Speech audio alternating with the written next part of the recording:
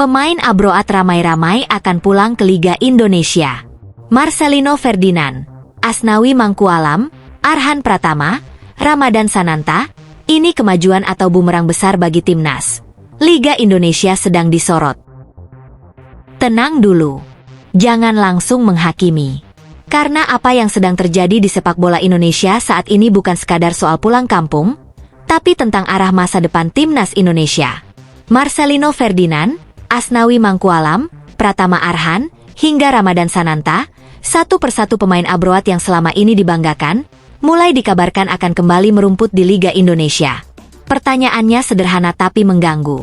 Ini langkah maju, atau justru awal kemunduran? Di satu sisi, publik bangga karena talenta lokal Indonesia sudah mampu menembus luar negeri. Mereka berjuang di kompetisi asing, merasakan atmosfer profesional, keras, disiplin, dan penuh tekanan. Namun di sisi lain, ketika mereka satu persatu pulang, muncul kekhawatiran besar. Apakah ini tanda bahwa sistem kita belum mampu menopang karir jangka panjang para pemain di luar negeri? Fenomena ini menjadi semakin panas karena beriringan dengan gelombang besar pemain naturalisasi yang justru berbondong-bondong bermain di Liga Indonesia. Kini, giliran pemain lokal Abroat yang ikut kembali. Dua arus besar bertemu di satu titik. Liga Indonesia. Marcelino Ferdinand menjadi sorotan utama. Wonderkid timnas Indonesia ini adalah simbol regenerasi. Bermain di Eropa memberinya pengalaman langka. Tempo cepat, tekanan tinggi, dan disiplin taktik ketat.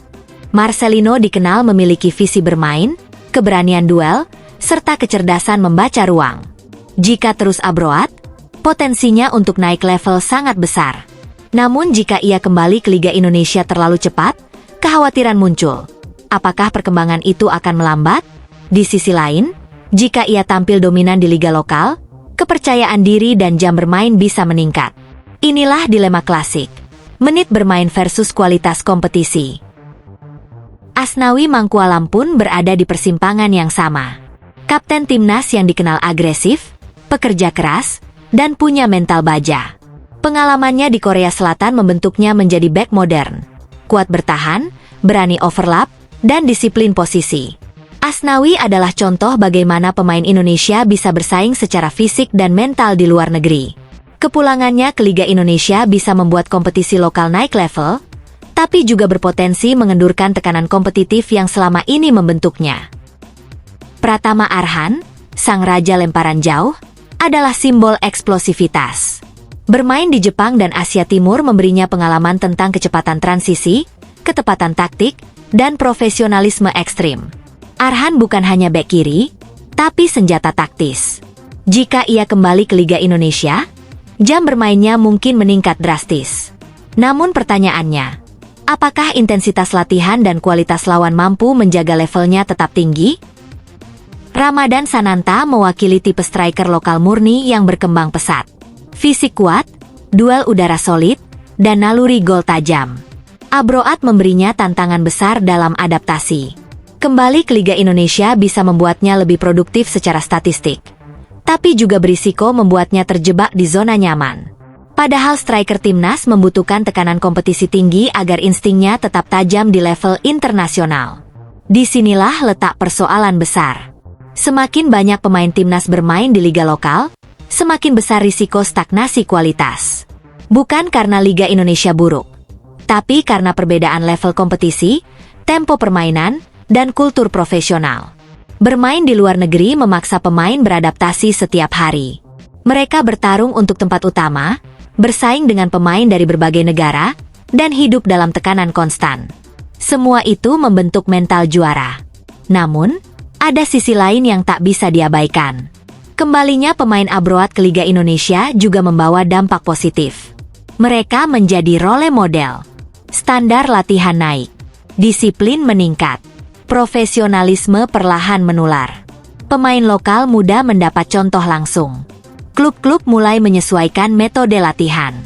Jika dikelola dengan benar, gelombang ini bisa menjadi katalis revolusi liga. Masalahnya, ini terjadi bersamaan dengan fenomena lain. Pemain naturalisasi timnas Indonesia justru ramai-ramai bermain di Liga Indonesia. Tom Haye ke Persib, Eliano Rejders ke Persib, Shane Patinama ke Persija, Rafael Struy ke Dewa United, Jordi Amat ke Persija, Jens Raven ke Bali United, Dion Mark ke Persib. Bahkan Ivar Jenner dan Mauro Zijlstra dikaitkan dengan Persija. Artinya, tulang punggung timnas, baik lokal maupun naturalisasi, semakin terkonsentrasi di liga domestik. Inilah yang memicu kekhawatiran fans Belanda dan pengamat luar. Apakah timnas Indonesia sedang membangun kekuatan, atau justru menyiapkan bumerang jangka panjang?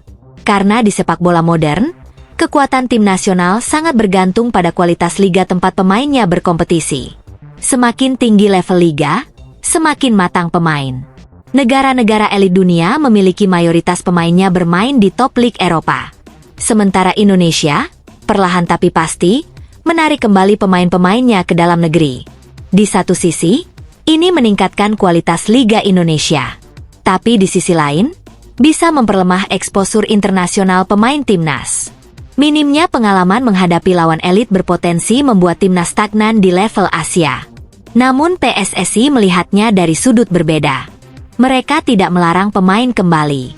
Mereka percaya bahwa selama pemain mendapat menit bermain, menjaga profesionalisme, dan tetap dipanggil timnas, kualitas bisa dipertahankan.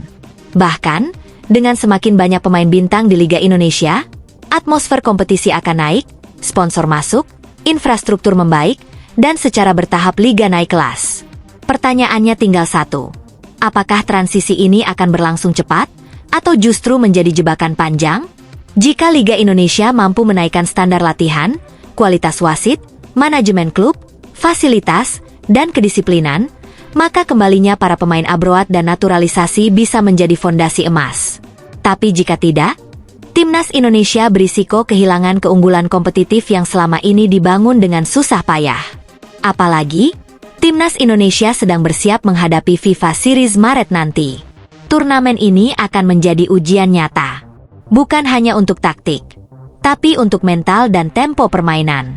Disinilah akan terlihat apakah mayoritas pemain yang bermain di liga lokal mampu bersaing dengan intensitas internasional? Karena sepak bola tidak bisa dibangun dengan romantisme. Ia dibangun dengan sistem. Dan sistem membutuhkan konsistensi. Marcelino, Asnawi, Arhan, dan Sananta adalah simbol generasi emas. Jika langkah mereka salah, efeknya bisa terasa 1 dekade ke depan. Jika tepat, Indonesia bisa menikmati era kejayaan panjang. Dan kini, bola ada di kaki PSSI, klub, dan para pemain itu sendiri. Apakah ini kemajuan besar?